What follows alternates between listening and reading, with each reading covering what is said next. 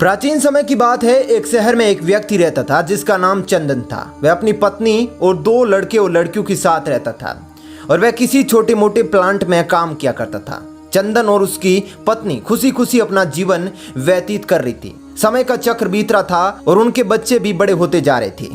जब उसकी बड़ी बेटी कक्षा 5 में पढ़ रही थी तभी एक दिन स्कूल की छुट्टी के समय जब वह लड़की सीढ़ियों से उतर रही थी तभी पीछे से किसी लड़की के धक्के लगने से वह सीढ़ी के नीचे गिर गई, जिसके कारण उसके पैर में चोट आ गई। जब लड़की घर पर लंगड़ाती हुई आई तो उसके पिता ने पूछा क्या हुआ। तभी लड़की ने उन्हें पूरी बात बताई। पिता ने सोचा छोटी मोटी चोट है और यह सोचकर उसने अपनी बेटी से कहा कि इसे गर्म पानी से सेक लो, ठीक हो जाएगा।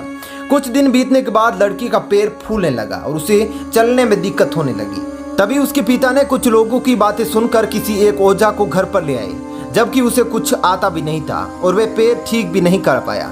कुछ समय बीतने के बाद जब उसकी लड़की की हालत और ज्यादा खराब होती जा रही थी, एक दिन जब उसके पिता अकेले कहीं पर बैठे हुए थे तो वे मन ही मन सोच रहे थे कि क्या करें। तभी सोचते सोचते उनके दिमाग में आया क्यों ना डॉक्टर से दिखाया जाए।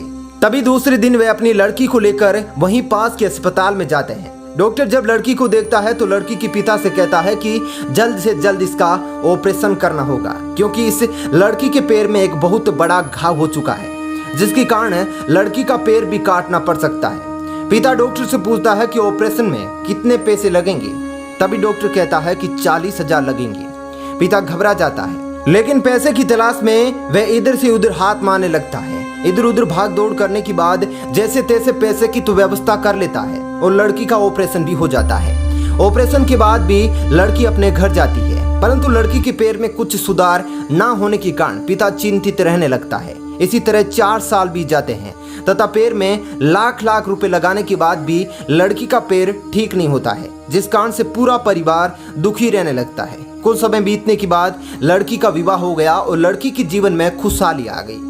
पिता सोचता है कि अब सब कुछ ठीक हो गया है, संघर्षों की दौड़ खत्म हो गई है, परंतु किस्मत को कुछ और ही मंजूर था।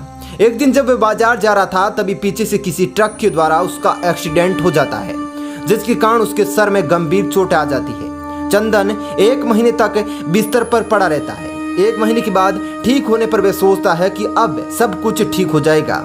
तभी उसकी पत्नी का स्वास्थ्य खराब होने लगा और वह बीमार पड़ गई। यहाँ वहाँ छोटे डॉक्टरों को दिखाने के बाद तबीयत और ज्यादा बिगड़ गई, जिसके कारण उन्हें वाराणसी के BHU अस्पताल ले जाना पड़ा।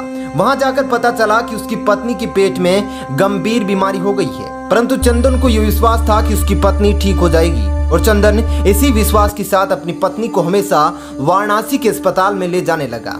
कुछ समय बीतने के बाद पत्नी की तबीयत में सुधार आने लगा। चंदन ने सोचा कि अब सब कुछ ठीक हो जाएगा। एक बार जब वह अपनी पत्नी को वाराणसी के अस्पताल में ले गया, डॉक्टर ने सभी रिपोर्टों को देखते हुए कहा सब कुछ ठीक है।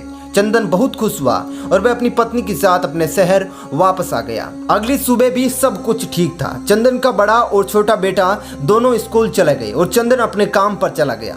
बड़ा बेटा स्कूल में सोच रहा था कि चलकर माँ से कुछ बातें करेंगे। तभी 11 बजे उसका मित्र आता है और कहता है कि चलो तुम्हारी माँ की तबीयत खराब हो गई है। बड़ा बेटा दौड़ता हुआ अपने घर की तरफ आता है। तब तक बहुत देर हो गई थी, उसकी माँ की मृत्यु हो चुकी थी। बेटा माँ को देखते हुए ही फूट फूट कर रोने लगता है और वे अपनी माँ का अंतिम संस्कार करते हैं। 1 साल तक पूरा परिवार दुखी ही रहता है। कुछ समय बीतने के बाद दुखों के बादल छंट जाते हैं और चंदन अपने लड़के और लड़कियों के साथ सुखमय जीवन बिताने लगता है। आज उसका परिवार खुशी खुशी जीवन जी रहा है। दोस्तों, जीवन में दुख और सुख दिन और रात की तरह होते हैं, जो कभी स्थायी नहीं हो रहते।